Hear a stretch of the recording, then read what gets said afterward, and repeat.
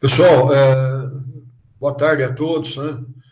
Vocês estão conseguindo visualizar aí o texto aí na tela de vocês? Tô sim, professor, tudo certo. Ok. Então, pessoal, então nós vamos, no início da aula, terminar, né, o assunto de fluência, que é o assunto, a fluência encerra, né, o assunto da segunda prova, né, que são as propriedades mecânicas, ok? Bom, então, nós vimos, né, na aula passada aqueles fatores, né, que afetam a resistência à fluência. E na aula de hoje, né, nós vamos falar sobre aquelas ligas que são utilizadas em altas temperaturas, né, justamente por terem uma resistência à fluência mais alta, né. Vocês lembram que o material, quando ele vai ser usado a uma certa temperatura, ele não pode sofrer deformação por fluência, né. Então, a resistência dele, a temperatura, né, acima da qual ele sofre fluência, tem que estar acima daquela temperatura máxima que ele vai ser usado, ok? Então, vocês lembram que a norma, né, é bem rigorosa em relação à fluência, né? Ela admite que o material sofra uma fluência máxima de 1% após 11 anos, né, submetido a uma certa temperatura, ok? Bom, geralmente as ligas que têm maior resistência à fluência, né, são as ligas que têm maior temperatura de fusão, elas tendem a ter maior resistência à fluência, ok? Então vocês lembram que a fluência, né, geralmente, ela passa a ocorrer a uma temperatura acima de 40% da temperatura de fusão do material. Então, aqueles materiais, né, que têm maior temperatura de fusão, eles tendem a ter maior resistência à fluência. Bom, esses materiais que têm mais temperatura de fusão são materiais nos quais a energia necessária, né, para romper uma ligação química, né, é mais elevada. Então, as ligações químicas têm uma intensidade, né, bastante forte, os átomos são fortemente ligados. Então, é necessária uma energia elevada, né, para romper essas ligações. Ok? Então, isso faz com que a temperatura necessária, né, para romper essas ligações químicas seja elevada. Bom, esses materiais, portanto, né, que têm uma maior energia de ligação, a difusão, para ocorrer a difusão de um átomo, né, desses metais, é mais difícil de ocorrer, porque precisa ocorrer o rompimento das ligações químicas, né, que mantém um átomo ligado aos seus vizinhos. Ok? Então, para ocorrer fluência, né, o átomo tem que se libertar do seu vizinho, né, para poder se difundir e causar deformação por fluência. Então, o material que tem maior temperatura de fusão, a temperatura, né, necessária para ele sofrer difusão também é mais alta. Ok? Quando a gente fala em autodifusão, né, nós estamos referindo à difusão de um elemento químico, né? E um meio constituído por esse elemento químico. Então, o material que tem alta temperatura de fusão, ele tem alta... ele tem grande dificuldade, né, em sofrer uma alta difusão, ok? Tem alta resistência e alta difusão. Portanto, ele vai ter também uma alta resistência à fluência, ok? Materiais cerâmicos, né, por exemplo, tem resistência, né, à fluência, né, geralmente mais alta do que os metais, justamente por terem uma energia de ligação mais intensa, ok? Bom, agora vamos falar um pouco, né, de como nós já tínhamos falado, né, na aula passada sobre o efeito da energia de efeito de empilhamento na fluência. Então, nós vimos que, na resistência à fluência, né, desculpa, então nós vimos que aqueles materiais que têm baixa energia de defeito de empilhamento, as discordâncias parciais, né, estão uma mais distante da outra, né? Então é mais difícil ocorrer a recombinação delas. E, portanto, é mais difícil ocorrer, né, movimento, o deslizamento cruzado, a escalagem positiva, ok? Isto é mais difícil ocorrer mecanismos que favorecem o movimento das discordâncias e, portanto, favorece a deformação, ok? Então, aqueles metais, né, que têm menor energia de efeito de empilhamento, eles tendem também a ter maior resistência à fluência, porque uma distância, né, entre as discordâncias parciais é maior, a dificuldade em ocorrer a recombinação das discordâncias parciais também é maior, então é mais difícil ocorrer o movimento delas, né? Portanto, é mais difícil ocorrer a fluência, ok? Então, por exemplo, uma liga de cobre e zinco, né? Ela tem uma resistência, né, superior ao cobre puro, né? A fluência, né, superior ao cobre puro, justamente porque ela tem energia de efeito de empilhamento menor, ok? Bom, outro fator que tem uma influência grande, né, no comportamento da liga em relação à fluência é a presença de determinados elementos de ligas. Bom, numa liga ferrosa, né, que tem carbono, ok? Ou mesmo, né, uma liga base níquel, por exemplo, também que tem carbono, a presença de elementos que formam carbetos, né, que têm alta suscetibilidade, né, que agem com facilidade com carbono, forma carbetos, tende a aumentar a resistência à fluência da liga, ok? Então, bom, quais seriam os elementos? Então, por exemplo, o cromo, o molibdeno, o titânio, né, o nióbio.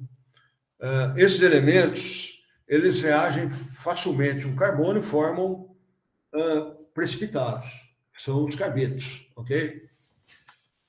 Ora, se esses precipitados forem pequenos, né, o suficiente para reagir, suficientemente pequenos, né, para reagir com as discordâncias, a presença deles vai dificultar o movimento das discordâncias, porque as discordâncias vão ter que passar por ele, né? Então isso já dificulta o movimento delas, ok? E nós vimos que um dos mecanismos, né, através do qual o material sofre deformação por fluência, está justamente baseado no movimento das discordâncias. Então, se a presença desses carbetos, né, dificulta o movimento das discordâncias, também está inibindo a deformação do material por fluência, ok?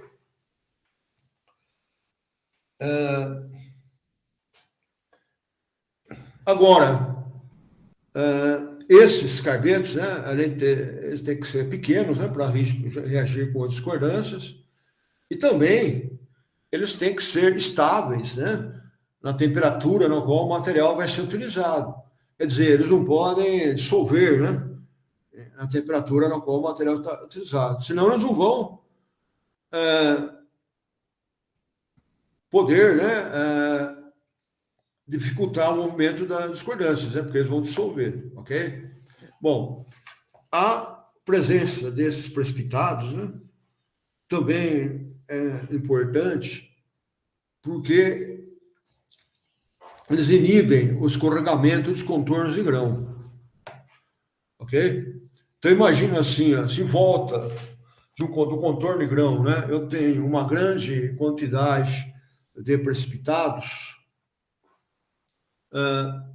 esse movimento, né, de um grão em relação ao outro, né, ele dificulta, ok?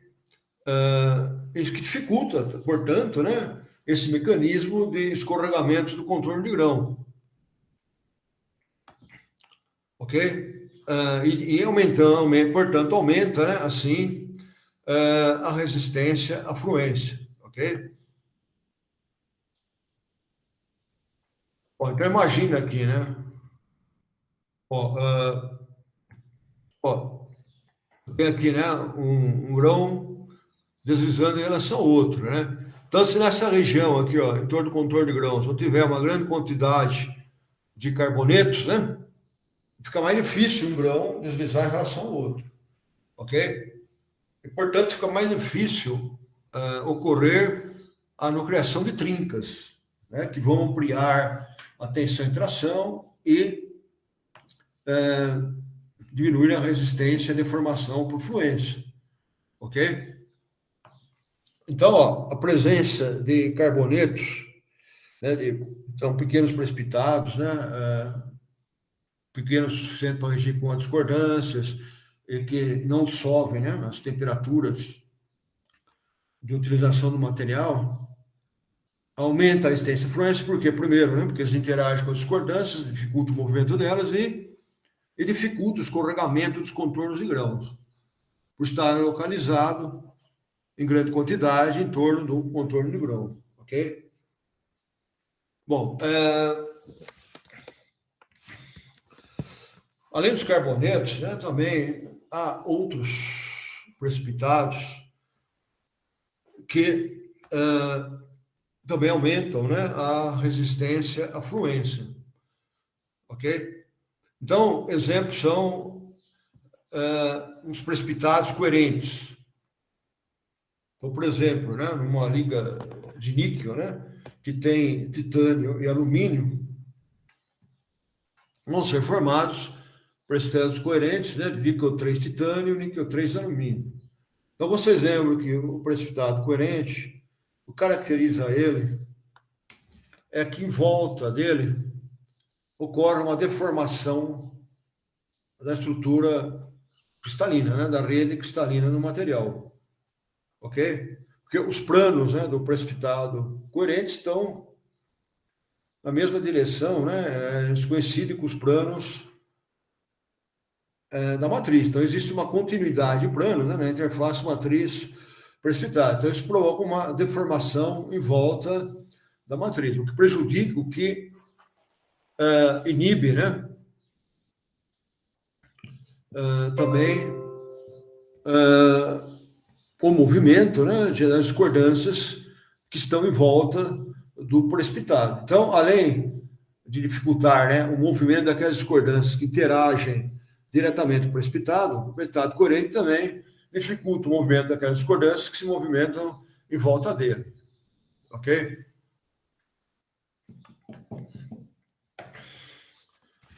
Bom, também a presença dos precipitados coerentes, né, também tende a dificultar o escorregamento dos contornos de grãos, né, porque eles vão estar também localizados em torno do contorno de grão, né, e também vai dificultar, né, esse movimento de um grão em relação ao outro, ok?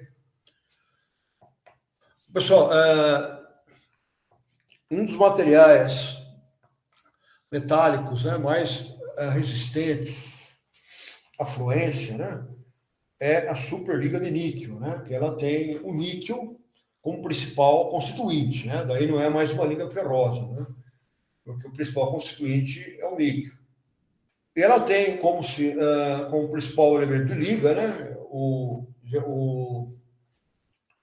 cromo, ok? Ou o molibdeno, né? Algumas ligas mais antigas eram cobalto. Mas as mais utilizadas hoje têm como principal elemento de liga o cromo, né? Ou o molibdeno, ok? Então, as superligas de níquel, elas têm uma grande quantidade também de elementos de ligas, né? Então, além do cromo e molibdeno, elas têm também titânio, o alumínio, né? Que permite a formação dos precipitados coerentes. E tem também a presença, né? De zircônia, de nióbio, do tântalo, do vanádio, ok? Que formam carbetos. Então, ela tem uma grande quantidade de carbonetos, né? Além dos precipitados coerentes, ok? Então, isso acaba fazendo, né, com que essas ligas apresentem uma elevada resistência à fluência, ok? Elas chegam a resistir à fluência em temperaturas em torno de 1000 graus, algumas até 1070 graus, ok?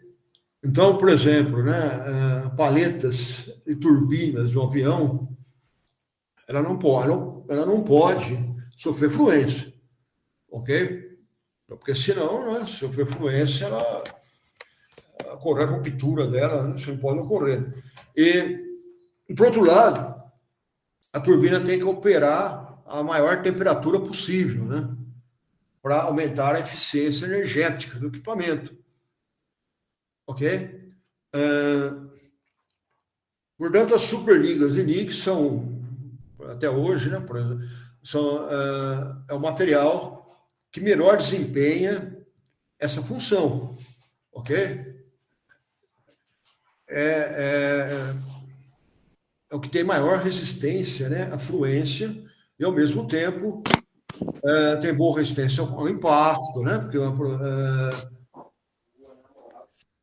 ok? Então, uma boa resistência às gases com abrasão. Então, não basta também só ter alta resistência à fluência, né? Ele tem que ter também boa resistência ao impacto. Por exemplo, o material cerâmico, ele tem alta resistência à fluência, mais do que a superliga de níquel, mas em baixa resistência ao impacto, ok? Então, a superliga de níquel, né, é hoje o material usado nas paletas, né, da turbina de aeronaves, ok? Principalmente por atenderem aquelas propriedades desejadas, né? Tem boa resistência ao impacto, elas têm também uma boa resistência à fluência que permite que elas operem em torno de 1000 graus, ok? Agora, por que isso, né? Porque, principalmente, né, devido a precipitados coerentes e aos carbetos, a grande quantidade de carbetos, né, presentes nela, que inibem o movimento das discordâncias e dificulta o escorregamento dos contornos de grão, ok? Pessoal,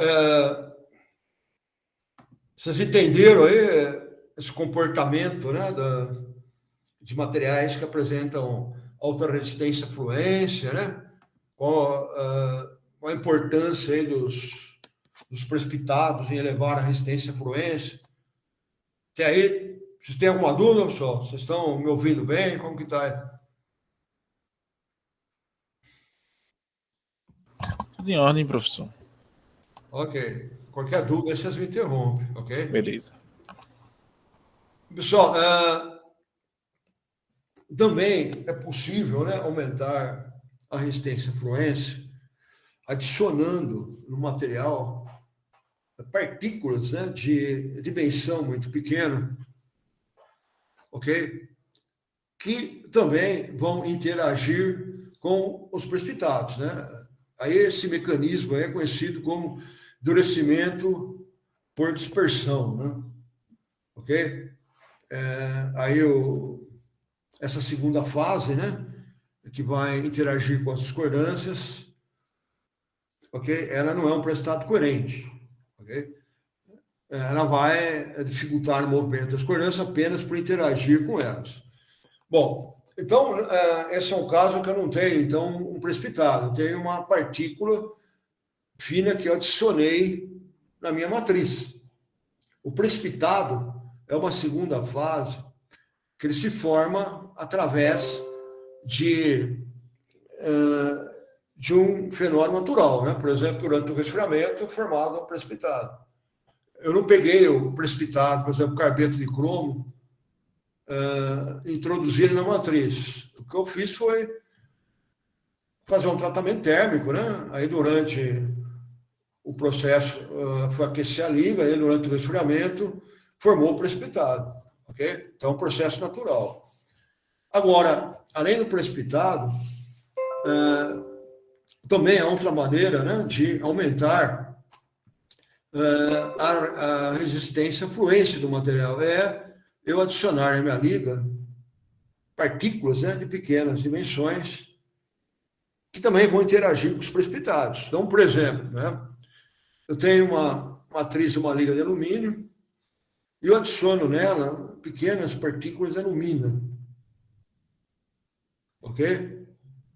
Bom, aí os componentes do alumínio estão em estado fundido, né? Eu coloco partículas de alumina, que tem uma temperatura, né, de fusão bem superior ao alumínio e seus componentes.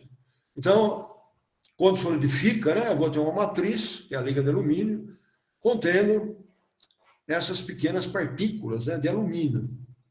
E essas partículas de alumina, né, elas, além de poder interagir, né, com a discordância, ela também inibe, né, o crescimento de precipitados, né, que foram formados na liga, ok? Então, por exemplo, eu também posso adicionar numa superliga de níquel pequenas partículas de dióxido de tório, que vai também a inibir, né, o crescimento dos precipitados presentes na superliga de níquel. Porque quanto menores forem, mais numerosos e menores forem os precipitados, né, ok? A área da interface matriz-precipitado, ela tende a ser mais elevada, o que favorece a extensa fluência do material, ok? Então, a adição do dióxido de tório, né, numa liga de e também aumenta a extensa fluência dessa liga. Aumenta a temperatura na qual ela pode operar sem sofrer fluência, ok?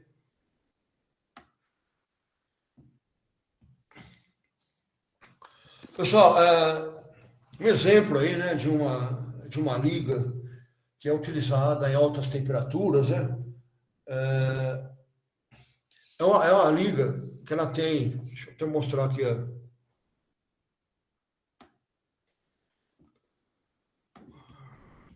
que ela tem, né, ferro, cromo, níquel, né, nióbio e alumínio, né? Então, daqui a pouco vamos falar mais sobre ela. Bom, mas antes disso, vamos analisar então, né? Aqui também tem vários exemplos, né, de ligas que são utilizadas em temperaturas mais altas, né, que tem várias ligas à base de níquel, né? Algumas à base de cobalto, ácidos austeníticos, né? Entre os ácidos oxidáveis, os inoxidáveis austeníticos são aqueles que têm existência fluência mais alta. Eles suportam a fluência, eles resistem à fluência até uma temperatura de 650 graus. Bom, então, vou mostrar aqui para vocês uma tabela, aqui, né? Ó, que ela é usada, né? Muito usada para selecionar ligas ferrosas que vão ser usadas a altas temperaturas em uma condição em que pode ocorrer fluência, ok? Bom, então vocês lembram, né? Se o material ele for submetido a uma tensão constante, ele pode sofrer fluência. Aí o que vai limitar a utilização do material, ok? Vai ser a resistência dele à fluência. Se ele não for sofrer fluência, né?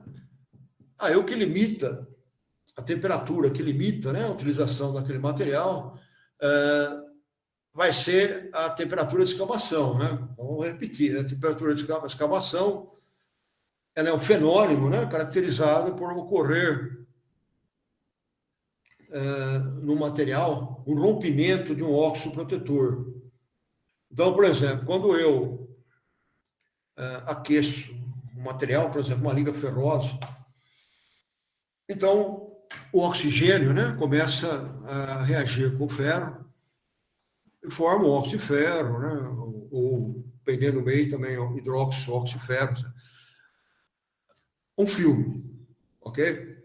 É um filme. Então, quando esse filme atinge uma certa espessura, né, e se ele for um filme bem compacto, aderente, ele interrompe a continuidade da formação do óxido de ferro. Porque para formar o óxido, eu vou ter o oxigênio indo do meio, né, até a superfície do metal, ok? E o metal indo da superfície, né, até em direção ao meio. Então, os dois reagem, né, o metal com o oxigênio e formam o óxido. Mas eles vão reagindo e vai formando esse filme de óxido. Quando ele atinge uma certa espessura, ele interrompe a continuidade de formação do óxido. Ele não deixa mais nem oxigênio, nem o ferro difundir. Bom, aí eu vou aumentando a temperatura, né? Aí, a partir de uma certa temperatura, esse filme protetor se rompe. Aí, passa a formar o óxido, né? Esse óxido metálico sem interrupção. Aí, como produto, né? Vamos ter aí um óxido metálico de baixa aderência, né? Baixa porosidade, que a gente chama de carepas ou escamas, ok? Então, a temperatura de escamação, né, é aquela temperatura a partir da qual o óxido protetor é rompido, ok? E passa a formar essas escamas ou as carepas. A norma não admite que o material seja usado acima da temperatura de escamação, ok? Porque implica numa perda grande de material, né? Ok? Bom, agora, se o material sofrer fluência, aí quem vai limitar a temperatura, né, na qual o material pode ser usado é a resistência dele à fluência, ok? Porque a temperatura a partir da qual o material sofre fluência é bem menor, né, do que a de escamação, ok? Bom, então voltamos aqui para o caso da fluência, né? Ó, um aço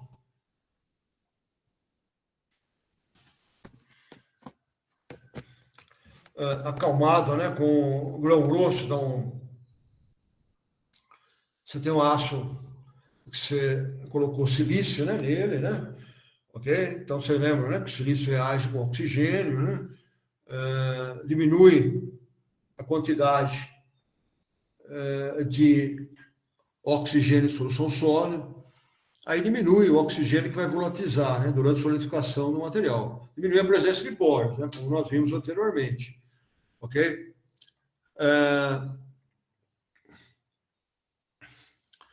E se o grão for grosso, ok? Nós vimos que geralmente, né, nesse caso, um grão maior, ele aumenta a resistência à fluência, né? Ok? Desde que o material esteja dentro daquela faixa de temperatura, né? Dentro daquela temperatura acima da temperatura coercitiva. Isto é, uma faixa de temperatura, né, na qual a propagação da trinca ocorre através do controle de grão. Aí a diminuição do grão diminui a resistência à fluência, né? E o crescimento do grão aumenta a resistência à fluência. Bom, então o material que tem grãos grandes, né? Ele resiste à fluência, aqui é uma liga de aço carbono, até 450 graus. Ok? Se os grãos forem refinados, essa temperatura é menor. Ok? Essa é a máxima temperatura que uma liga de aço carbono, né, resiste à fluência. Ok? Então, seria acalmado com silício e grãos grandes. A escamação é 530, né? Então, o que limita aqui é a resistência dele à fluência. Se eu adicionar 0,5% de molibdeno, aumenta a resistência à fluência. Daí ele vai resistir à fluência até 510 graus. Ok? Então, ó, se a temperatura minha ela é um aço, né, chega no aço 450, se eu tiver um aço carbono, né, com grão acalmado com silício, né, de grãos grandes, eu posso usar ele. Bom, agora acima de 450, ok? Aí eu tenho, se a temperatura não passar de 510, aí o melhor é usar, o ideal é usar esse que tem 0,5% de molibdeno, ok? Bom, agora essa temperatura de operação minha, né? Ela vai até 550, bom, aí eu tenho que usar essa liga que tem, que também tem cromo, né? Tem 1,25 de cromo mais meio de molibdeno. Bom, agora, se eu preciso operar até 600 graus, bom, aí eu já vou usar, né, uma liga que tem mais cromo mais molibdeno, ok? Bom, agora se eu preciso acima de 600 graus, ok? Até 650, né? Aí eu vou ter que usar um ácido inoxidável austenítico, tipo H, né? Esse H indica que ele tem uma composição que favorece a resistência à corrente. Geralmente são ligas que contêm nióbio, né? E nióbio, como forma o carbono de nióbio, também às vezes aumenta a resistência à corrente. Ok? Então, acima de 600 graus, eu tenho, e até 650, né? Eu tenho que usar um ácido inoxidável austenítico, né? Tipo H. Ok? Ó, os outros ácidos inoxidáveis, né? Como vocês estão vendo, esse daqui, né? É um austenítico, é um martensítico, né? Ok? Esse daqui também, né? Eles existem até 500 graus. O 410, né? Então, que já é um ferrito, que não aço até 550, mas o que mais existe são alguns tipos de austenítico que existem até 650. Bom, agora se a minha temperatura ela ultrapassa 650 graus, aí eu já vou ter que usar, então, as superligas de níquel, ok? Que aguenta até em torno de 1000 graus, né? Tem uma que chega até 1070 graus, ok? E agora já tem algumas mais recentes, né, que segundo os fabricantes, pode chegar até 1200 graus, né? Mas isso na prática ainda não foi comprovado, né?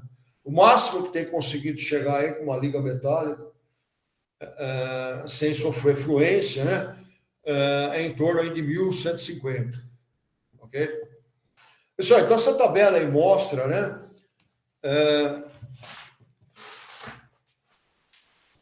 uma seleção aí de materiais baseada na melhor relação custo-benefício, ok? Então, por exemplo, se eu vou operar até 550, se eu coloco aí um ácido inoxidável austerítico, né, vai dar conta, não vai sofrer fluência, só que eu vou estar gastando, né, um dinheiro a mais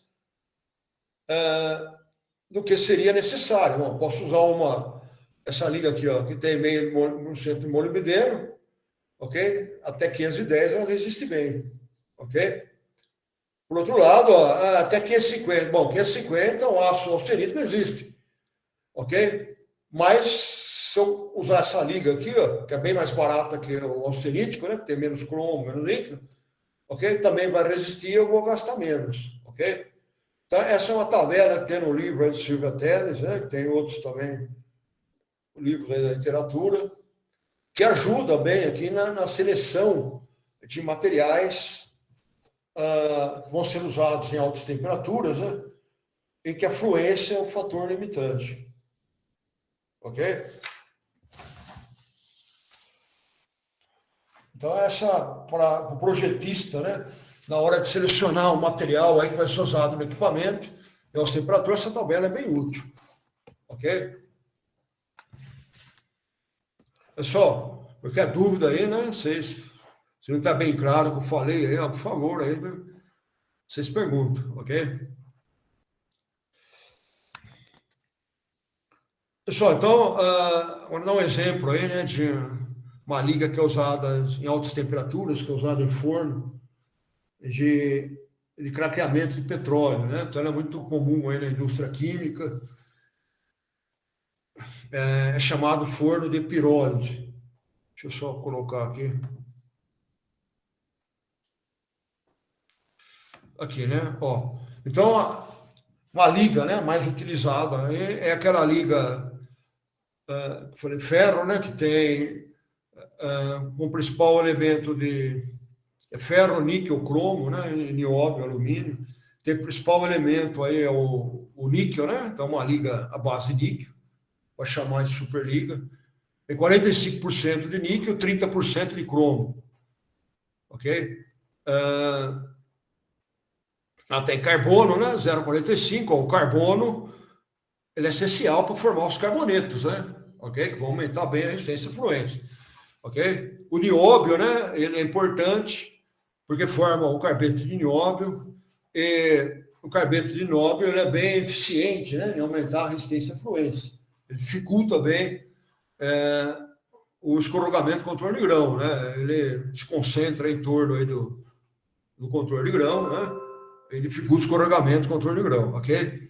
O alumínio, pessoal, ele é utilizado para inibir um fenômeno que ocorre em altas temperaturas em uma atmosfera que tem carbono, né? Que é o caso aí do forno de pirólise, ok? Porque é um fenômeno que é denominado de carbonização.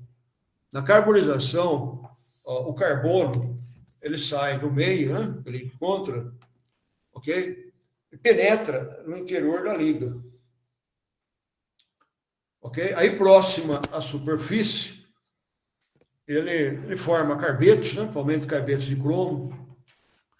E ao formar esse carbeto, ele aumenta o volume, ok? Então, aquela região, né, próxima à superfície, ó, uma região aqui que tem esses carbetos, né, ó, como vocês estão vendo aqui, ela vai ter um volume maior do que aquela região mais afastada da superfície que não formou a carbonização, que não recebeu esse excesso de carbono. Então, essa região aqui, né, carbonizada, ela tem um volume maior, então ela se expande e gera uma tensão, ok? Nessa região que tem menos carbono. Isso gera trincas e pode levar à ruptura do material. O alumínio, pessoal, ele forma aqui na superfície da liga, né? O L2O3, que atua como uma barreira contra a penetração do carbono. Então, ele acaba elevando também a resistência à carbonização, ok? Então, por exemplo, né, em aplicações de altas temperaturas, que vai estar presente um meio que tem monóxido de carbono, como é o caso, né, de fornos de pirólise, eu tenho que, além da fluência, né, resistência à fluência, eu tenho que preocupar também com a resistência à carbonização, ok? Por isso que o alumínio ele é adicionado a essa liga. Agora, o alumínio tem um problema que ele acaba diminuindo a resistência à fluência, né? Já os trabalhos aí mostram que o melhor aqui é ter um teor máximo de 3%, né? E acima de 3% ele já começa a prejudicar a fluência, ok? Bom, por que o alumínio diminui a resistência à fluência, né? Então, uma explicação que tem, né, nos livros, a ação mais comum, né, é de que o alumínio ele causa um refino de grãos. Aí nós vimos, né, que ao refinar os grãos, né, ele favorece, né, aumenta a área de controle de grão, favorece o escorregamento, né, dos controles de grão, né, prejudica a resistência à fluência. Ok? Também tem sido mostrado que o alumínio reage com o níquel, né, e forma uma fase frágil, né, que também dificulta a resistência à fluência, ok? Bom, pessoal, então aqui está o que é o forno, né, de pirólise, ok? São usados, né, essas tubulações dessas ligas, né, de ferro, cromo, níquel, né, que tem que ter alta resistência à fluência. Ok? Aqui está o exemplo aqui dessas ligas, ok? Que são usadas, né? No forno aqui de pirólise. Então, esse forno, ele tem diversas temperaturas, ok? Aqui na entrada, né? a temperatura aqui é mais baixa, e já mais afastado aqui da entrada, a temperatura é mais alta, ok? Então, nesse caso aí, era de uma petroquímica, né? Então, chegava até 1090 graus, ok? Então, a liga tem que resistir até essa temperatura aqui, ok? Então, o que o engenheiro tem que fazer, né? Ele tem que saber, nesse forno, qual é a máxima temperatura, né? Que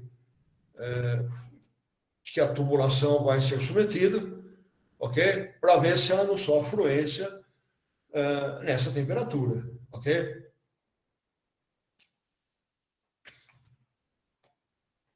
Aqui está mostrando como varia, né, a temperatura nas diversas locais do forno, ok? Nesse caso aí, o resultado foi interessante, pessoal, porque foi constatado, né, que dependendo da posição, né, que o tubo se encontrava, né, ele estava submetido a diferentes temperaturas, ok? E as propriedades mecânicas mudaram, ok? Para esses tubos. Então, um tubo que operou uma faixa de temperatura menor, ele teve, né, uma ductilidade mais baixa, uma resistência à tração mais baixa, ok? E aqui é o Sharpie, né, que é a tenacidade, também, entre todos, deu uma tenacidade mais baixa, uma menor resistência ao impacto, ok? Ok, ok? Já os outros que operaram em temperaturas mais altas, né, já tiveram aí principalmente esse, né, que operou, o 4, que operou em temperatura mais alta, ele teve aqui uma tenacidade mais alta, ok? Bom, aí foi feito também ensaios de dureza. Esse aqui, aqui eu acho que é ensaio de dureza. Ok, né? Aqui é o ensaio de dureza, ok? H, né, indica, deixa eu ver, aqui, desculpa, né, dureza, ok? H indica dureza. Então, esse que estava em temperatura mais baixa, aqui, posição A, ele teve uma dureza maior. Aí veio a questão, né? Veja bem, botando aqui, né? Esse que operou em temperatura mais baixa, né, na entrada do forno, teve uma dureza maior, mas a resistência mecânica dele foi menor, ok? Bom, a ductilidade é menor, isso é de esperar, né? Teve menor dureza, é para ter menor ductilidade, ok? Mas o que deu aqui também foi menor NRT. Aí vocês lembram, né? Aquele material que tem maior dureza, geralmente também tem maior resistência mecânica, ok? Só que aí, quando foi feita análise por microscopia eletrônica, né, constatou o seguinte, aqui é a morfologia da liga que está próxima à abertura do forno, que tem menor temperatura. Vocês estão vendo aqui, essa região uniforme, ok? É a solução sólida, né? É a matriz. E esses pontinhos, essa agulha aqui, são os precipitados. Ok? Isso é a quantidade grande aqui de precipitado que forma essa baixa temperatura. Aumentou a temperatura, né, na qual o forno está localizado, ó como mudou tanto a densidade de precipitados como o formato deles. Que aumentou a temperatura, né, um precipitado se junta com o outro, né, ele coalesce. Aí diminui a densidade de precipitados. Ok? Bom, então, vocês estão vendo também, é o mesmo aumento, só que varia, é o mesmo aumento feito no microscópio, né? Imagem obtida no mesmo momento, ok? Só que varia a densidade de precipitados e o formato dele. Esse em menor temperatura, vocês estão vendo que o raio de curvatura na extremidade dele é pequeno, ok? Então, a relação entre comprimento e raio de curvatura, né, aqui, é bem grande, né? Esse daqui, o raio de curvatura na extremidade já aumentou, né? Então, essa relação diminui. E aqui diminui mais ainda, ó, né? Mais arredondado. Então, vocês lembram, pessoal, que a ampliação de tensão, né, é diretamente proporcional à relação entre comprimento do defeito, do fator ampliador de tensão, ok? Dividido pelo raio de curvatura. Então, aqui, ó, essa relação é mais alta, né? Porque o raio de curvatura é maior do que os outros. Então, aqui a ampliação da tensão de tração foi bem maior do que nos outros casos. Ok? Ok? Então, ó, se a ampliação de tensão foi maior aqui, ok? Ó, significa que a resistência, eu estou aplicando uma tensão aqui, mas a ampliação foi maior aqui, ó, porque o precipitado, nesse caso aqui, né, ele agiu como um fator ampliador de tensões muito maior que nos outros casos. Então, resultado, a resistência, a tração aqui é maior do que nos outros casos. Desculpa, é menor que nos outros casos, porque a ampliação de tensão aqui, ó, é maior do que nos outros casos. Então, a resistência à tração foi menor que nos outros casos, o que explica o fato dela ter sido menor, calculado, né, pelo ensaio de tração. A dureza, agora, por que a dureza aqui foi maior nesse caso? Porque aqui você tem maior presença de precipitados, então vai ter uma maior interação com as discordâncias, né? Ok? Aí dificulta o movimento das discordâncias.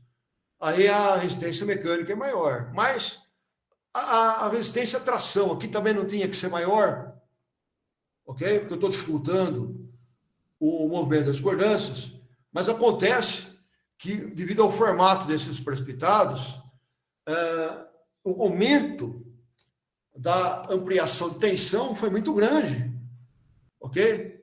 E acabou, então, diminuindo a resistência à tração deles.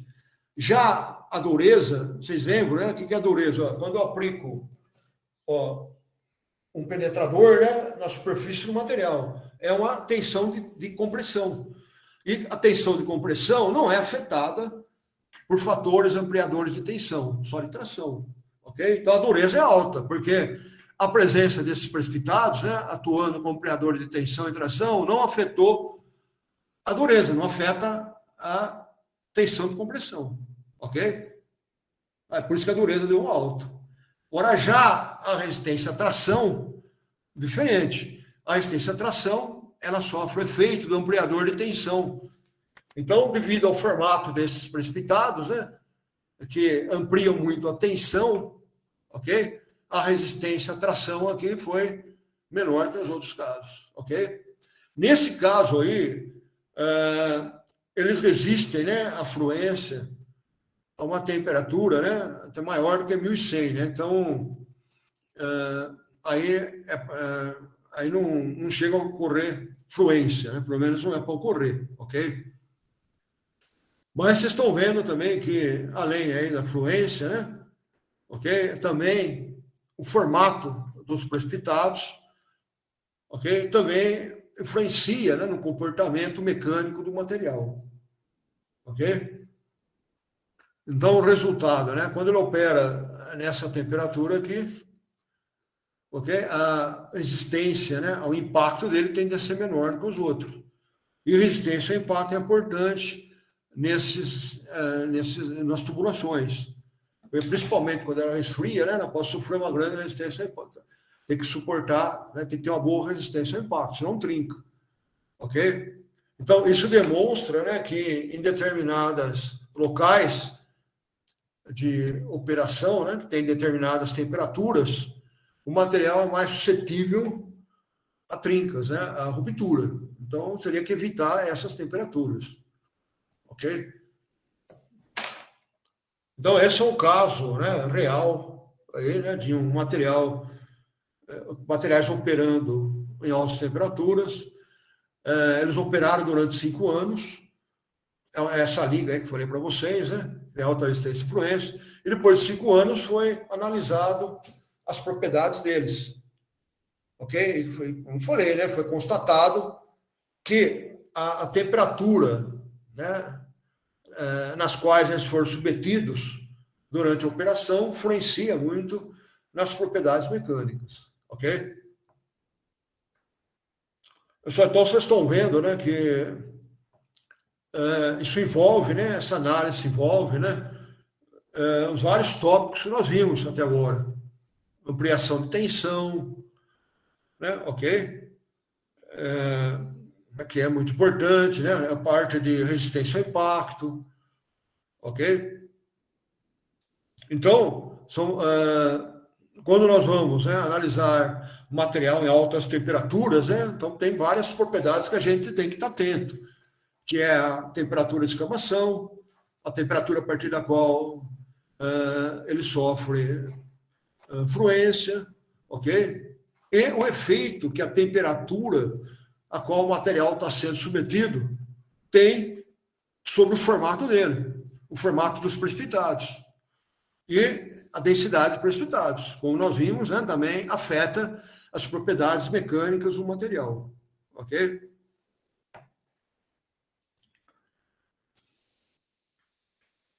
Pessoal, vocês querem fazer alguma pergunta, pessoal? Aqui está o... Okay? Vocês entenderam mais ou menos aí o que foi colocado? Deu para entender sim, professor. Oi? Deu para entender. Ah, ok. Ok, depois eu passo para vocês com mais detalhes esse texto aí para vocês, ok, pessoal? Pessoal, então, agora a gente... Pode falar. Essa análise microscópica que o senhor mostrou aí, a gente faz lá na UFBA? Isso é uma imagem, né, obtida a partir de um microscópio eletrônico de varredura. Okay? Aqui é a técnica que eles usaram, né, mas é um microscópio eletrônico de varredura. Ok? A imagem, né, ela é obtida porque assim eles projetam, né, em vez de projetar a luz, né, na amostra, no caso do óptico, eles projetam elétrons. Ok? Um feixe de elétrons. Aí os elétrons interagem com os átomos da superfície do metal, eles interagem e voltam, né, para uma câmera de imagem que eles são analisados. Aí é gerada a imagem da superfície do material. Ok? Então permite, né, um aumento geralmente até 5, 10 mil vezes. Então é possível você observar a presença dos precipitados, né? Para você entender, é essencial essa análise, né? Para você entender o comportamento do material e como os precipitados, né, estão influenciando nas propriedades mecânicas do material. Ok?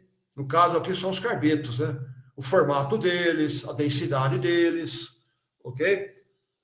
Vocês viram que dependendo da temperatura, né, há uma influência muito grande, né, sobre o formato e a densidade dos precipitados. Ok? Aqui, ó, vocês estão vendo aqui são os maiores, mas que tem uma grande quantidade de precipitado bem pequenos. Né? Ok? Bem arredondado. Pessoal, então agora a gente encerra, né, o assunto da prova, né? Se vocês quiserem fazer mais alguma pergunta, seja à vontade, ok? E a gente passa agora, então, para outro assunto, né, que é o diagrama de fase, ok? A aula de terça que vem vai ser de dúvidas, né? Oi, pode falar. A aula de terça que vem vai ser de dúvidas, né? Isso, uma parte dela, né? Aí nós vamos tirar dúvida da segunda lista, ok?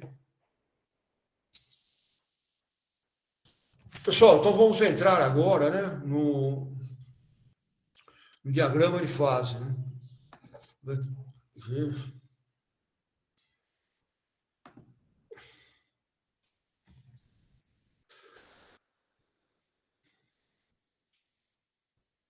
Mas antes disso, né, fazendo um comentário aí dos slides, eu esqueci de falar.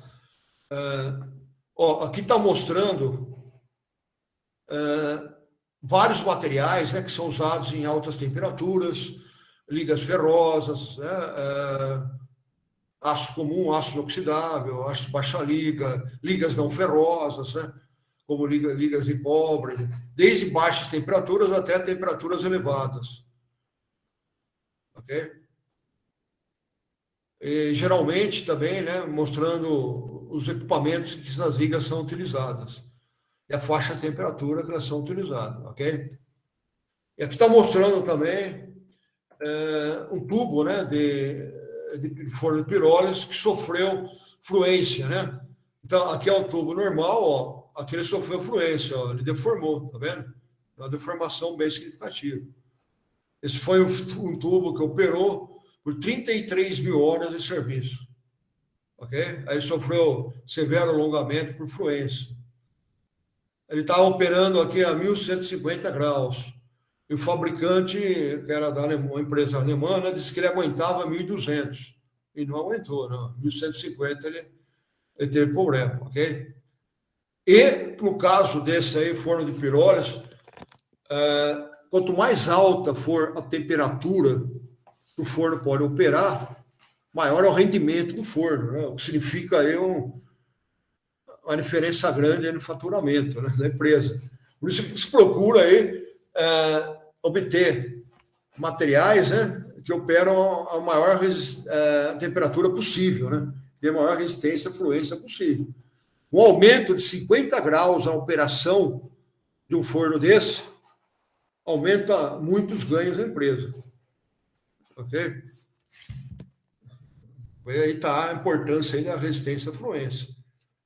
Ok? Aqui, ó, aqui é o interior do forno, né, que são os tubos, sem deformação. E aqui ele deformou. Ok? Aqui está mostrando também, né, um trabalho que foi feito, comparando o efeito do titânio na resistência à fluência, né, dessas ligas de HP, que a gente chama, né, que é essas ligas de 45 de cromo, 30 de 45 de níquel, né, 30 de cromo, né, essas que nós vimos. Aqui, ele pegou essas ligas, né, fez ensaio de fluência e construiu um gráfico aqui de tensão, aquele gráfico que nós vimos na aula passada, né, tensão na ordenada e parâmetro de Larson-Miller aqui na abscissa. E obteve as curvas aqui. Para o material com titânio e sem titânio, né? Ó, aqui, essa pontinha aqui é sem titânio e a linha preenchida é com titânio, ok? Então, ó, para tensões aqui mais baixas, né? Vocês estão abaixo de 30 megapascal, ó, o parâmetro de Miller desloca para a direita, né? Como vocês estão vendo aqui, ó. Ó, por exemplo, né? Aqui, ó, 20 megapascal. Ó, a linha tracejada, que é sem titânio, né? Ó, ela dá um parâmetro de Miller aqui em torno de 30,5, ok? Já quando tem titânio, a linha contínua, né? Já passou de 30,5, né? Dá uns 30,6, 30,7, ok? Então, aumentar o parâmetro de Larson-Miller, né? Como vocês estão vendo, significa o quê? A temperatura é mantida constante, significa que aumentou o tempo de ruptura. Ok? Então, essa curva aqui, né, deslocada mais à direita, indica o maior tempo de ruptura, maior resistência à fluência. Ok? Aí foi identificado que para essas regiões de baixa tensão, né, o mecanismo aqui predominante era aquele mecanismo, né, de difusão de átomos e lacunas, né, ok? No contorno de grão, o que era predominante, ok? Já em tensões maiores, era o movimento das discordâncias, né, com escalagem positiva, né, que nós vimos, era o que predomina. Mas tensão mais baixa era aquele mecanismo de difusão no contorno de grão, né, que é o de cobre, né, ok? Então, aqui só está mostrando que o titânio melhora a resistência à fluência, ok? Bom, pessoal, se quiserem fazer mais alguma pergunta aí sobre fluência, né, esteja à vontade, ok? Bom, pessoal, vocês estão me ouvindo, né? Tudo bem? Assim. Ok, pessoal. Pessoal, vamos entrar agora, né, nos diagramas de fase. E antes disso, né, nós vamos aí recapitular alguns conceitos, ok? Bom, então primeiro, o que é uma fase, né? Uma fase é aquela região que é quimicamente e fisicamente uniforme ou homogênea, ok? Então, se numa certa região não ocorrem mudanças físicas, né? Por exemplo, microestrutura, estado físico, né? É só sólido, por exemplo, a microestrutura mesmo, e não ocorre mudança na composição, que seria, né? Um fenômeno químico, né? Então se diz que nós temos uma fase. Agora, se eu tenho uma região, nessa região, uma parte dela tem uma certa estrutura, a outra tem outra estrutura, ok? Nós temos mais de uma fase. Ou então, uma parte, né, dessa região tem uma composição e a outra tem outra, nós temos também mais de uma fase, ok? Bom, agora o que vem a ser equilíbrio, né? Quando uma fase está em equilíbrio. Bom, uma fase está em equilíbrio quando ela apresenta o menor estado de energia possível, para uma certa combinação de temperatura, pressão e composição. Ok? Bom, quando a fase está numa situação de equilíbrio, o que caracteriza essa situação é que ela não vai mais sofrer nenhuma transformação. Ela vai sofrer transformação no infinito, né? Quer dizer, nunca vai sofrer mais transformação, ok? Então, ela é estável. Uma fase de equilíbrio é estável. Bom, se eu tenho uma fase que está em equilíbrio, de energia mínima, uma certa temperatura, ok? Condição, né, de temperatura, pressão e composição, mas se eu altero a pressão, altero a temperatura ou a composição, ela vai deixar de ficar em equilíbrio, de estar em equilíbrio. Vai aumentar a energia dela. Ok? Aí, para diminuir essa energia, ela sofre uma transformação de fase. Ela passa para uma outra estrutura, por exemplo. Ok? Ou passa para um outro estado físico. De sólido passa para líquido. Porque esse nova estrutura, esse novo estado físico, ela vai ter uma energia mínima, uma energia menor. Ok? Bom, agora se diz que um sistema de fases está em equilíbrio. Quando eu tenho um sistema, eu tenho mais uma fase, né? E cada uma delas está numa situação de equilíbrio. Ok? Pessoal, vocês me interrompem aí, né? Se esses conceitos aí não estiverem bem claros para vocês. Ok?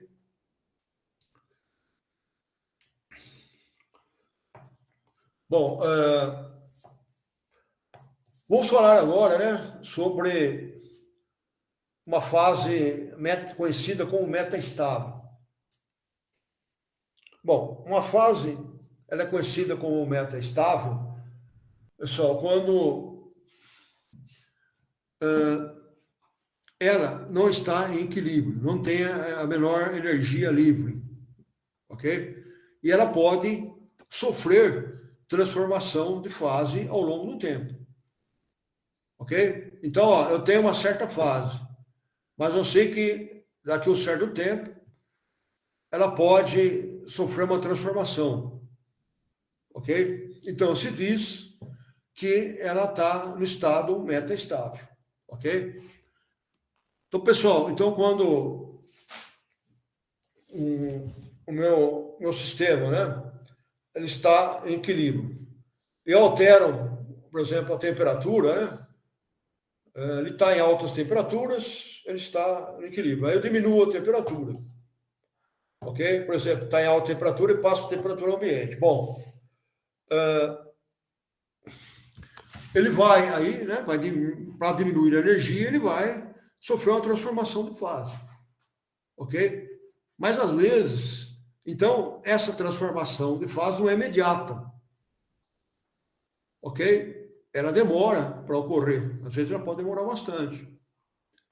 Então, quando o meu sistema, ok? Que ele saiu da situação de equilíbrio, foi para uma outra situação. Mas ele vai sofrer uma transformação com o tempo. Ok? Mas ela não foi imediata, ela vai ocorrer ao longo do tempo. Então, ele não está no estado metaestável. Agora, há estruturas que estão no estado metaestável, ok? Que vão sofrer transformação de fase, mas essa transformação de fase é tão lenta, vai demorar, às vezes, milhares de anos para ocorrer, ok? Então, a estrutura que a gente considera aí como se estivesse no equilíbrio, ok? É o caso, vocês vão ver mais para frente, né? De uma estrutura denominada de martensita, estrutura tetragonal, corpo centrado. É uma estrutura metaestável, ok? Porque ao longo do tempo ela vai sofrer mudança, mas só que isso vai demorar tanto tempo que a gente nem se preocupa, né? Considera que ela, como se tivesse equilíbrio, que ela não vai sofrer transformação. Vai demorar milhares de anos, né? A coisa que não sofresse transformação, ok? Pessoal, vamos falar agora, né, sobre limite de solubilidade, ok? Bom, então eu tenho, por exemplo, o sistema tem uma única fase, ok? Então eu tenho uma liga, né? Vamos ver um exemplo aí do latão, né? Então eu tenho uma liga de cobre e zinco, ok? Bom, até em torno de 35% de zinco, eu tenho uma única fase. É uma solução sólida, né, do zinco, que é o menor quantidade, né, no cobre, que está em maior quantidade. Então, a estrutura cúbica de fase centrada, que é do cobre, ok? Bom, mas se eu colocar um teor de zinco acima de 35%, ou em torno disso, vai aparecer uma nova fase. A gente chama de fase beta, que tem uma estrutura agora cúbica do corpo centrado. Aí caracteriza uma nova fase, ok? Bom, então o limite de solubilidade é aquela quantidade do soluto, né, que é o que está em menor quantidade, ok? A partir da qual passa a formar uma nova fase. Então, se a partir de 35% de zinco, né, eu deixo isso no cobre, deixo isso ser uma solução sólida, forma uma nova fase, se diz que 35% é o limite de solubilidade do zinco no cobre, ok? Bom, então, vocês lembram, né, quando nós falamos lá da uma liga ferro-carbono, numa estrutura cúbica do corpo centrado, na temperatura ambiente, o limite de solubilidade no carbono, no ferro, ele é muito pequeno, né? Então, ele é a ordem de 0,0008%, ok? Então, o limite de solubilidade pode ser pequeno, ele pode ser grande, né? Então, depende aí da relação dos componentes do material, ok? Bom, vamos falar agora sobre um diagrama de fase, ok? Bom, então o que é um diagrama de fase? O diagrama de fase, pessoal, ele é um gráfico que reúne dados experimentais, ok? Que informam que fases ou fase está presente no material, né, numa certa condição de tempo, pressão e composição. Ok? Bom, eu posso ter um diagrama de fase com um único elemento. Então, por exemplo, diagrama de fase da água só. Ok? Aí ele vai ser pressão na ordenada e temperatura na abscissa. Ok? Ó, então, vou pegar aqui pegar para vocês esse diagrama aqui, né? Deixa eu só... Ok, né? Deixa eu colocar ele aqui. Aqui, né? Aqui está no capítulo 9, aqui do Callister, né? Vocês não conseguirem entrar aqui no Callister, né? Vocês me avisam que eu mando para vocês o link, né? Para entrar nele, ok? Aí também tem um capítulo aí sobre diagrama de fase. Bom, só pegar aqui o diagrama de fase, o caso aí de um... Professor, Ok, pode falar, professor. tem como o senhor mandar por e-mail esse link aí do Callister, por favor? Eu posso mandar agora. Ah, beleza. Posso colocar no chat. Pronto, beleza. Valeu. Vou colocar já, então, por aí. Peraí, deixa eu só copiar aqui, né? Já coloco para vocês, né? Aqui. Aqui. Aqui. Aí vocês veem se vocês receberam aí. Deixa eu pôr aqui.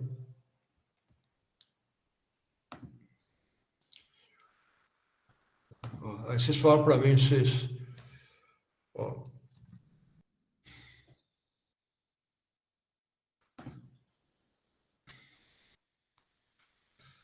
Vocês receberam, pessoal? Recebemos sim, professor. Sim, professor. Ok? Aí vocês só colocam ele aí, vocês entram nele, ok? Bom, então voltando aqui, ó.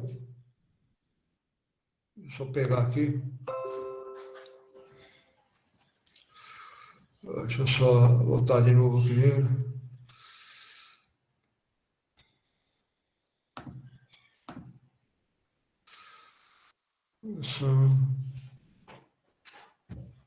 Acho que eu acabei saindo dele aqui. Deixa eu só ver aqui se eu...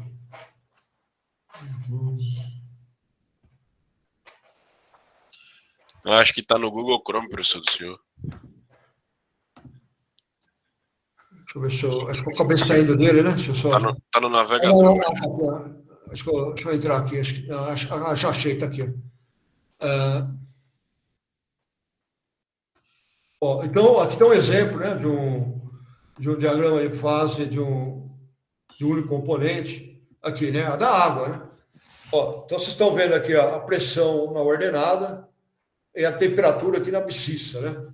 Ok? Então, a pressão normal, né, 1 atmosfera, né? Então, está aqui, ó. Então, em 1 atmosfera, ó, até 0 graus, a água está no estado sólido, né? A partir de 0 graus, ela está no estado líquido, e a partir de 100 graus, ela está aqui já no estado de vapor. Ok? Já em pressão mais baixa, né? Ela atinge o estado de vapor de temperaturas menores. Ok? Então, esse é o diagrama de fase. Bom, mas o diagrama de fase que nós vamos analisar aqui é um diagrama de fase para 2 constituintes. Então, ele é conhecido, né, como diagrama de fase binário, ok? Bom, então, no diagrama de fase binário, nós vamos ter agora, né, como você tem mais um componente, então, a ordenada a temperatura e na abscissa a composição, ok?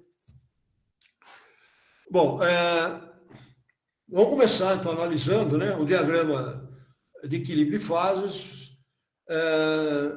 assim, mais simples que existe, ok? Que é o do níquel cobre, né, que é chamado de diagrama isomorfo binário, ok? Bom, então, o diagrama, né, de fase, ele mostra, né, uma certa condição, no caso do binário, né, uma certa condição de composição e temperatura que fase ou fase está presente. Ok? Bom, agora o que vem a ser diagrama de fase em equilíbrio? Ok? Bom, o diagrama de fases em equilíbrio é aquele no qual as fases que ele reporta são fases que estão em equilíbrio, que têm a menor energia mínima possível. Ok? Então, são fases que não vão se transformar em outra. Ok? Porque se refere a uma fase em equilíbrio. Ok?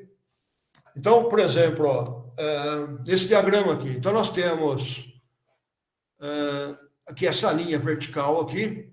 Vocês estão vendo que está escrito aqui, ó, 0 e o cobre embaixo. Então, significa que nesse ponto aqui eu tenho 0 de cobre, eu tenho 0 de níquel e 100% de cobre. Ok? Aqui, essa linha vertical corresponde ao cobre puro. Bom,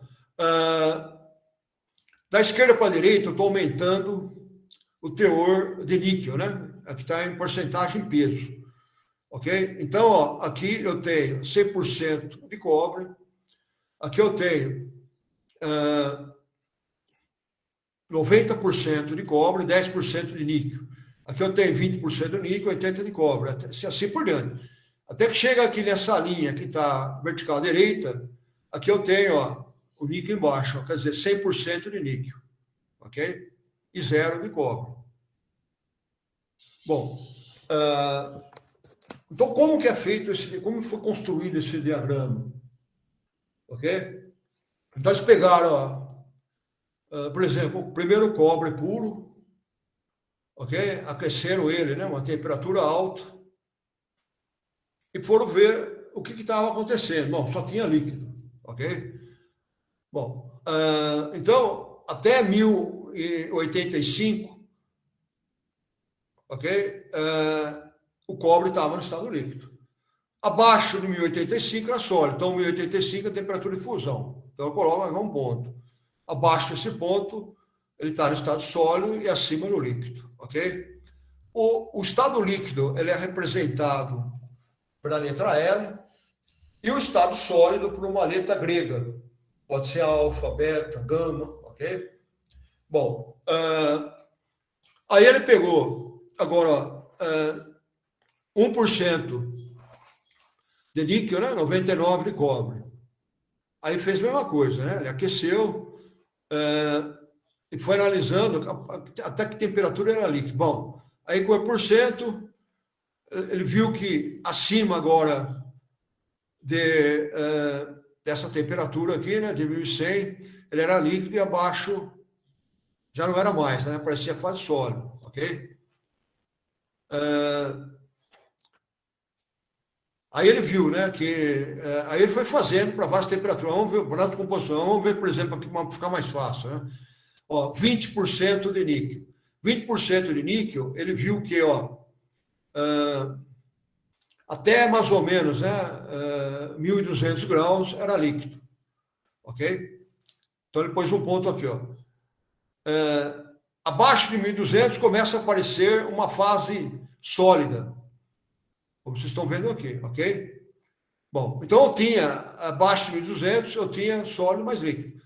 Até chegou mais ou menos aqui, ó, em 1.180, ok? Abaixo de 1.180, eu vou ter só sólido. Ok? Então, eu vou ter outro ponto aqui. Ok? Então, o que ele fez? Ele pegou várias composições, partiu do metal puro, né? E foi adicionando outro.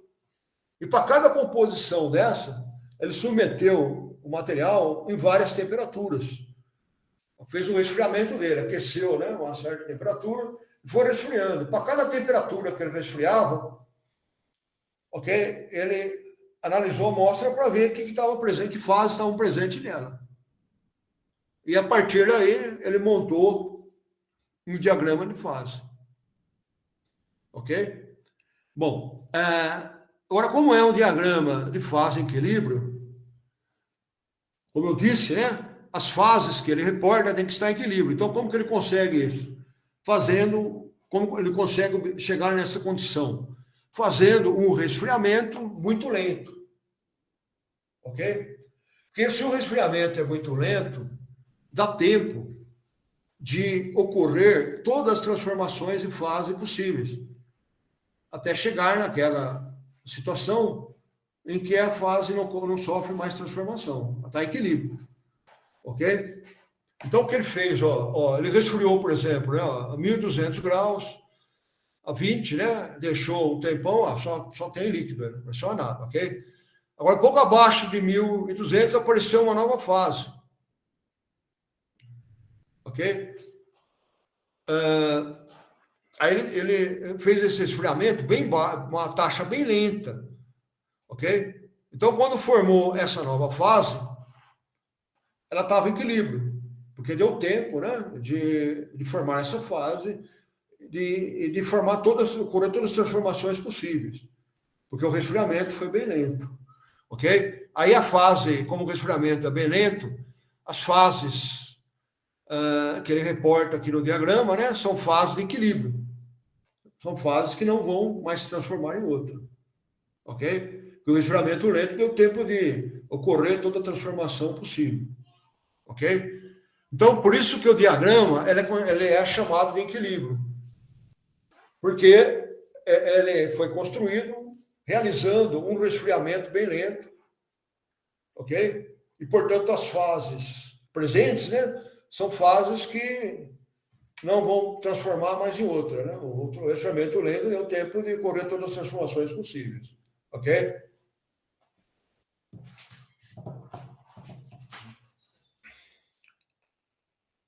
Pessoal, deu aí para entender, né? Então, como é construído um diagrama de fase de equilíbrio, uma situação de equilíbrio. Ok? Vocês estão me ouvindo, pessoal? Sim, professor, tudo certo. Ok. Bom, pessoal, então vamos falar agora um pouco, né, da nomenclatura. Ok?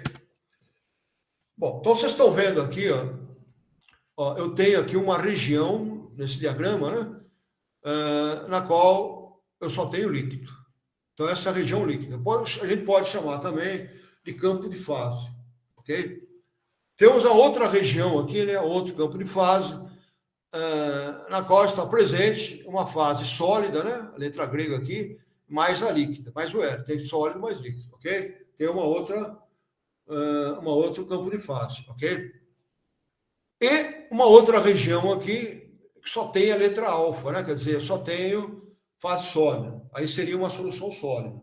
Ok? Então, eu tenho aqui 3 campos de fase. Líquido, líquido sólido e só sólido. Ok, pessoal? Bom, vamos agora ver as linhas de fronteira entre um campo de fase e o outro. Bom, essa linha aqui é conhecida como líquidos, né? Bom, então, o que é a linha de líquidos? É uma linha que faz fronteira, né? É uma linha de fronteira entre um campo de fase que só tem só líquido e o outro campo de fase que, além do líquido, aparece também a fase sólida. Ok? Então, ela coincide aqui, essa linha de líquidos com a temperatura de fusão, né? Ok? Porque, uma certa composição acima da linha de líquidos, eu só tenho líquido. Ok? Bom, agora a linha de sólidos, né? Essa linha embaixo aqui. Agora a linha de sólidos é uma linha que separa um campo de fase. Acima dela eu tenho também a fase sólida, né? Além da fase sólida tem também a fase líquida. E abaixo dela eu só tenho a fase sólida. Então essa é a linha de sólido. Linha sólida, ok? Então, é uma linha, né, abaixo da qual eu só tenho a fase sólida. E acima da qual eu tenho também a fase líquida, ok?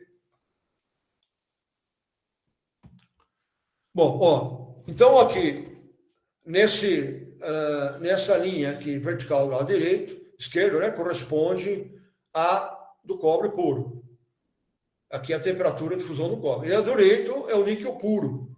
Temos aqui, então, 1.453 graus é a temperatura de fusão do níquel. Ok?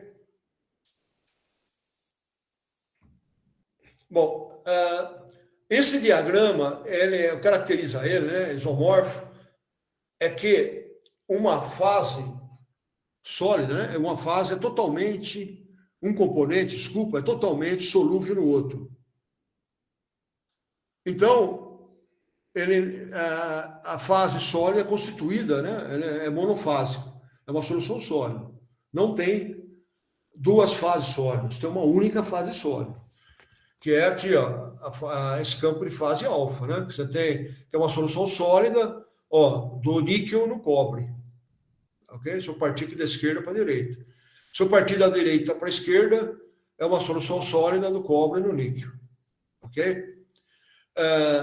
No sistema cobre-níquel, um é totalmente solúvel no outro, né? Então, nós vimos por que isso ocorre. Porque o tamanho deles é praticamente igual, né? O diâmetro atômico de 0,050 nanômetro. Tem a eletronegatividade deles, né? Também é quase igual, o número de valências também. Então, um elemento é totalmente solúvel no outro. Ok? Temos a única fase sólida.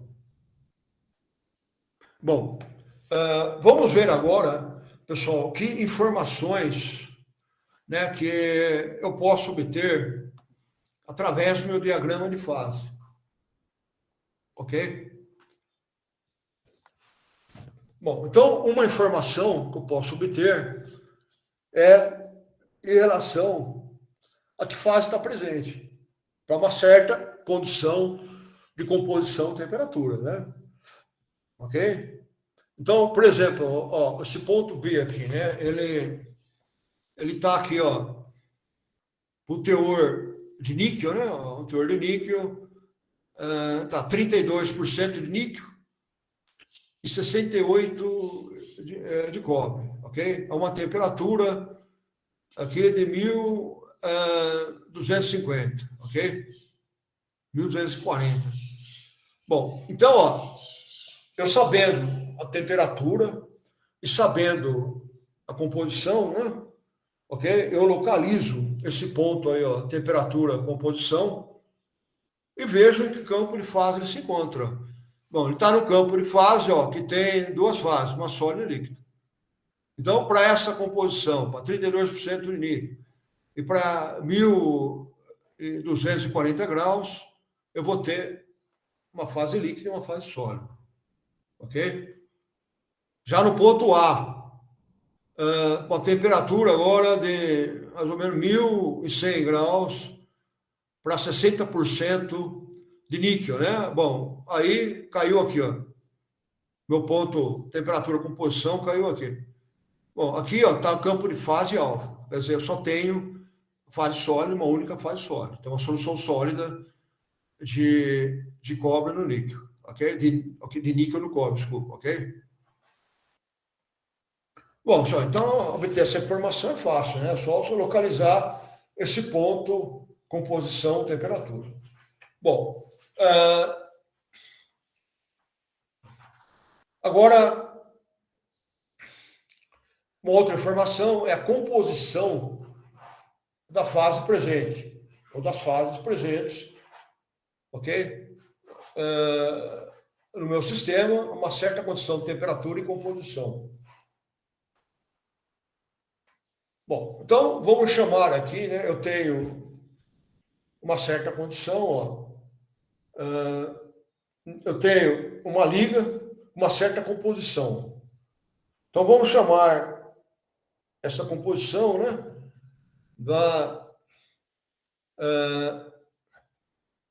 Da composição da liga, né? Ou da composição do meu sistema, ok? Bom, aí eu vou localizar o ponto temperatura composição, ok? Então eu quero saber a composição da fase ou fases presentes no meu sistema, que tem, vamos por aqui, 60% de níquel e está 1.100 graus. Bom, caiu aqui. Ok? Bom, aí eu tenho uma única fase. Então, a composição dessa fase é a composição da minha liga. Ok? óbvio, né? Que é a fase alfa, né? A liga só tem fase alfa. A composição da liga é 60% de níquel, né? Então a fase alfa é 60% de níquel. Bom, só que agora, minha outra condição, que é o ponto B, né? Que é 32% aqui de níquel em 1240 a temperatura, eu tenho agora duas fases, alfa e L. Eu quero agora saber a composição de cada uma delas.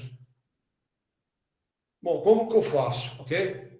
Bom, ó, aí eu vou traçar então, ó, o ponto B, uma linha horizontal passando pelo ponto B, ok?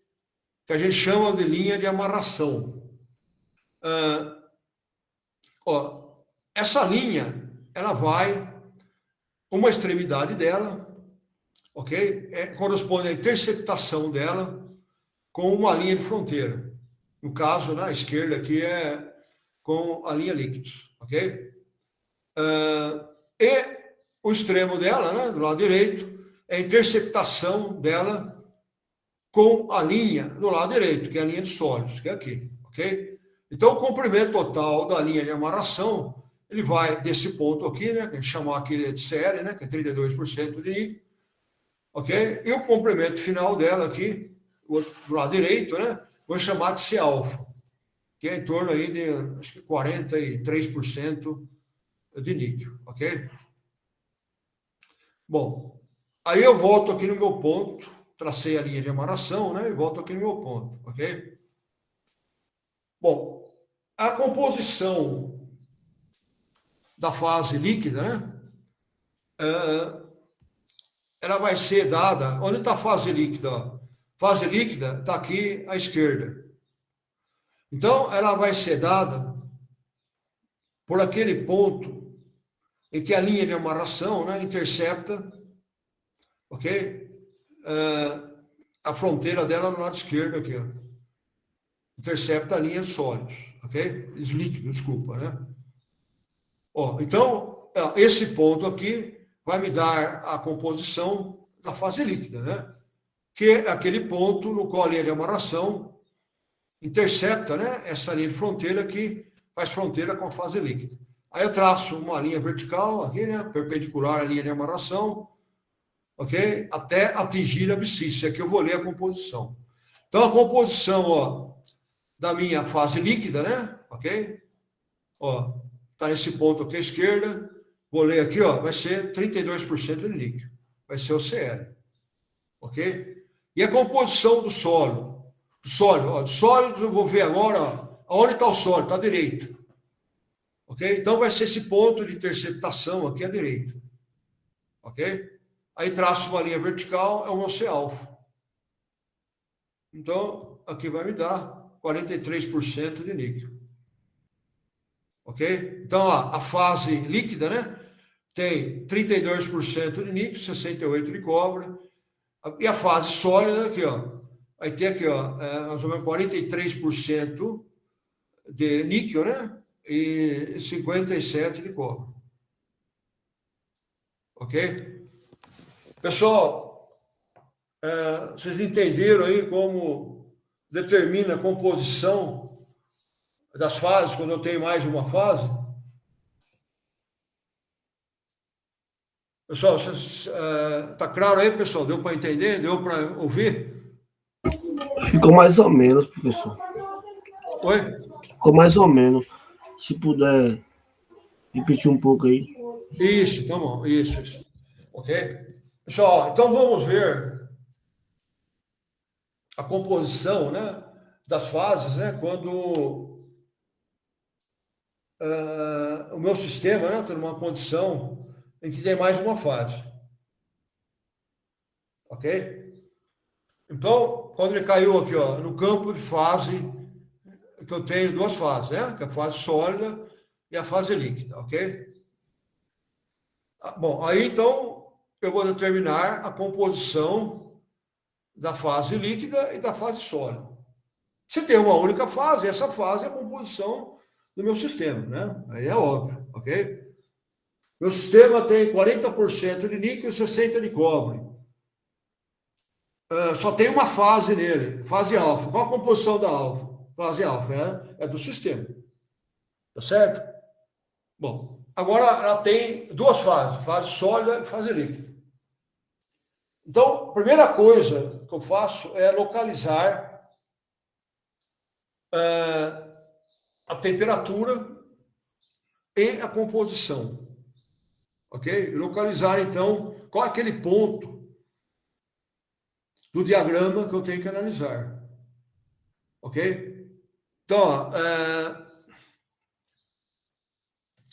então diz lá, eu tenho que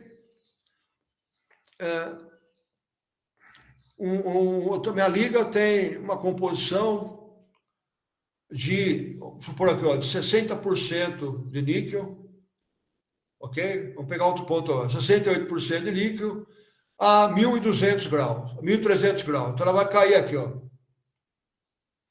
Ok? Bom, então achei esse ponto. Eu quero saber, para essa liga minha, que tem 60% de níquel e a 1.300 graus, qual a composição da fase ou fases? Então, a primeira coisa é localizar esse ponto.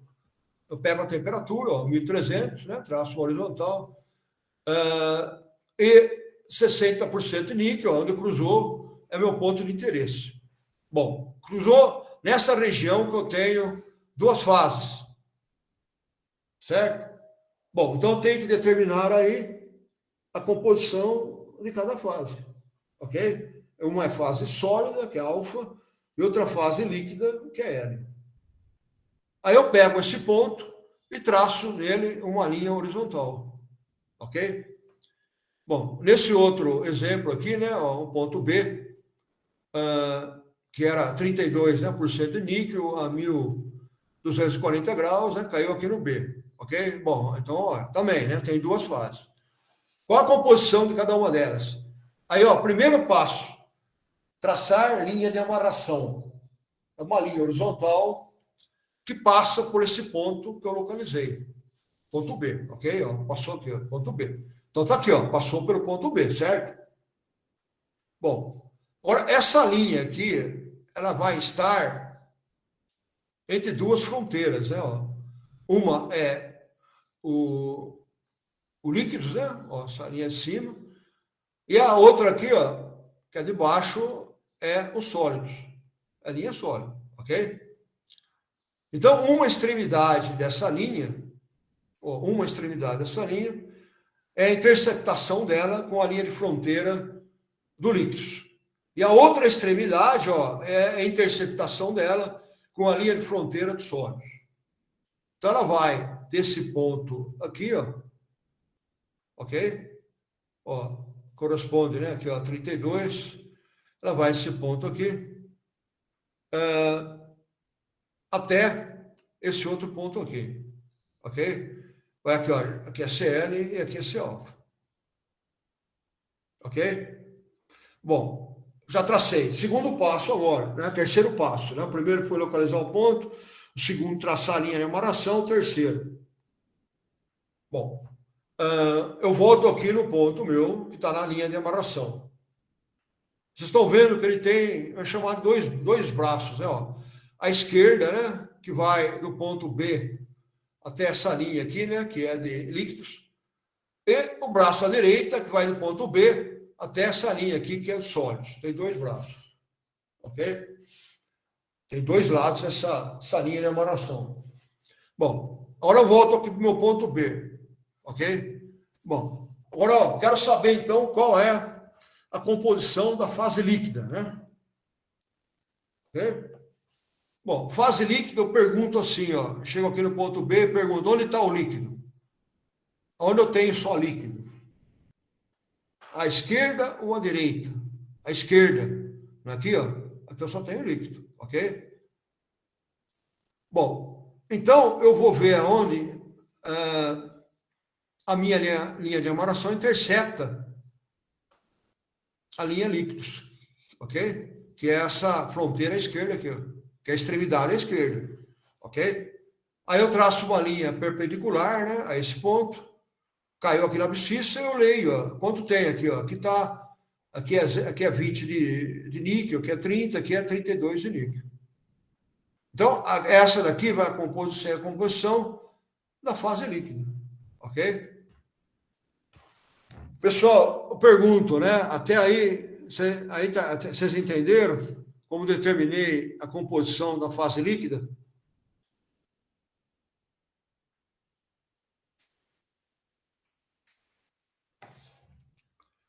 Alô, pessoal? Esclareceu, professor. Até aí, deu para entender? Deu. Bom, agora a fase sólida, né? Eu faço a mesma coisa, ó. Aonde que eu só tenho sólido? Volto aqui para o B, né? Onde eu tenho sólido? À direita. Ok? Aí eu vou pegar a extremidade aqui à direita. Ok? Aí eu traço, né? Que é a interceptação da linha de amarração, né? Com a linha sólidos. Aí eu traço uma linha, né? Perpendicular à linha de amarração até interceptar a abscissa. Agora aqui vai me dar 43%, né? A composição, ó, da fase sólida. Ok?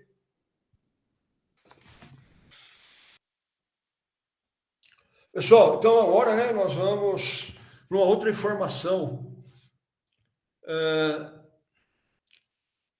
que eu posso obter. Agora, aí acho que não vai dar tempo, né? Mas eu só vou falar rápido, depois eu repito na próxima aula, ok? Uma outra informação, pessoal, é a fração volumétrica das fases presentes, né? Se eu tiver uma única fase, a fração volumétrica dela é 100%, né, daquela fase, ok? Se eu tiver mais uma fase, aí eu posso determinar, então, a fração volumétrica de cada fase, ok? Como eu determino a fração volumétrica de cada fase? Bom, vamos supor agora, para esse mesmo ponto aqui, né? Deixa eu só aumentar aqui, ó. Ó, eu tenho, né? Vamos dar como exemplo essa mesma liga, né? Eu tenho uma liga aqui que tem 34%, né, de níquel, né? Que está a 1.200 vamos por 1.250, né? Temperatura 1.250 graus. Então, eu quero determinar aqui a fração volumétrica de cada fase, né? Nós vimos que é fase líquida e sólida, né? Então, determinar a fração volumétrica da fase líquida e da fase sólida, ok? Bom, aí eu vou montar uma fração com numerador e denominador. Bom, denominador, fração volumétrica da fase líquida, ok? Ó, o denominador vai ser quem? Vai ser o comprimento total da linha de amarração. Bom, então, o primeiro passo, localizo o meu ponto de interesse. Segundo, traço a linha de amarração, né? Que é o que nós vimos até agora, ok? Passa por esse ponto de interesse. Uma extremidade dela é uma linha de fronteira, né? E a outra, onde ela intercepta outra linha. Bom, aí tudo bem, ok? Agora, ó, WL, né? Que é a fração volumétrica da fase líquida. Ela é igual. Denominador é o comprimento total da linha de amarração. Ok? Então, seria essa distância daqui até aqui. Seria quem, então? Ó? Seria, ó, esse ponto aqui, né? Que é o meu C-alfa, ok? Menos o meu CL, que é, eu quero saber essa distância aqui, ó. Então, seria, aqui vai dar, ó, à direita, né? Vai dar 42,5, né? Ó, aqui, ó, 42,5 de níquel. Deixa eu só...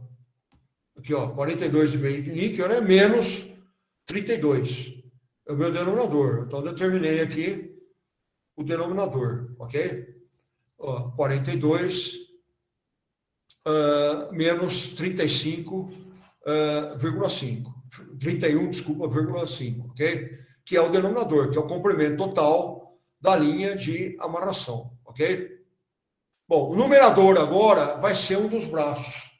Nós vimos, ó, tem um braço à esquerda e um à direita, ok? Aí vamos ver, ó, eu quero a fração volumétrica do líquido, da fase líquida.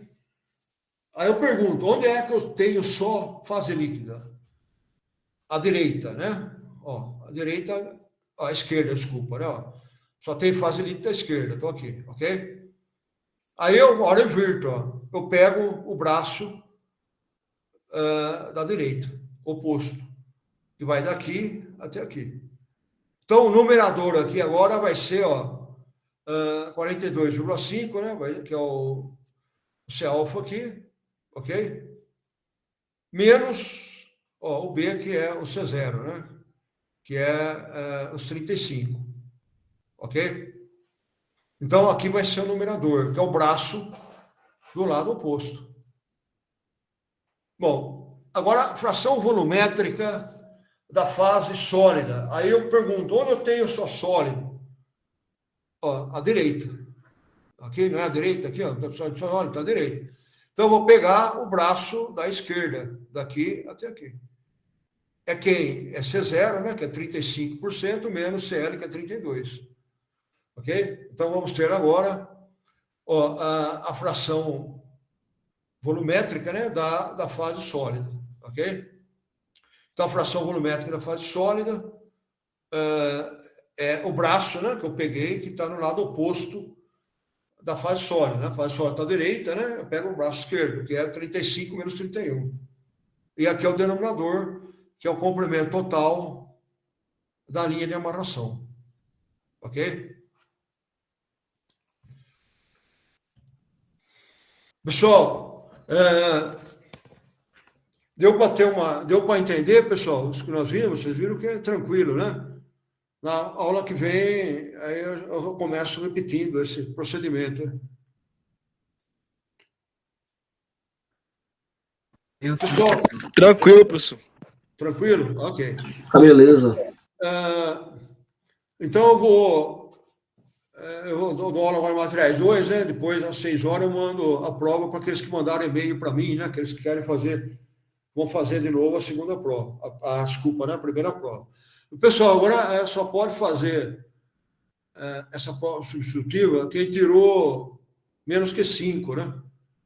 Ok? Porque senão, por exemplo, se alguém tirou mais, né, que 5, tirou 5,5, né? Mesmo que seja 5,5. Aí não estaria justo, né, ele fazer a prova, ok? Porque a nota máxima que ele vai poder tirar é 5, ok? Porque, veja bem,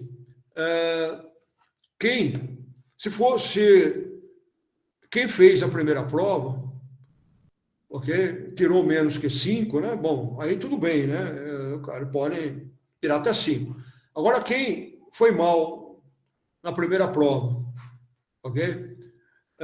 Aí faz a substitutiva, tira 7, ele não pode ficar com 7, né? Porque senão seria injusto para quem fez a primeira prova e tirou nota acima de 5. Ok? Então, o aluno fez a primeira prova, tirou 5,5. Ok? Aí o outro tirou 3. Aí esse que tirou 3 faz a substitutiva, tira 7. Aí ele fica com nota maior do que aquele que tirou 5,5. Então, isso não é justo. Ok? Então, essa prova é para melhorar a nota de quem tirou abaixo de 5. Ok, pessoal?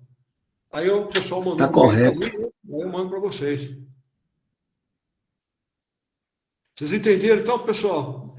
Entendeu? Entendemos. Oi, pode falar. Deu para entender, professor. Ok. Pessoal, então, até semana que vem, né, para vocês, semana que vem, na terça, né, nós vamos fazer uma aula aí, uma parte da aula, né, aula de exercício, ok? E bom fim de semana para vocês, tudo de bom para vocês aí, pessoal. Valeu, professor. Oi, professor, boa tarde. Boa tarde, pessoal, tudo de bom, né?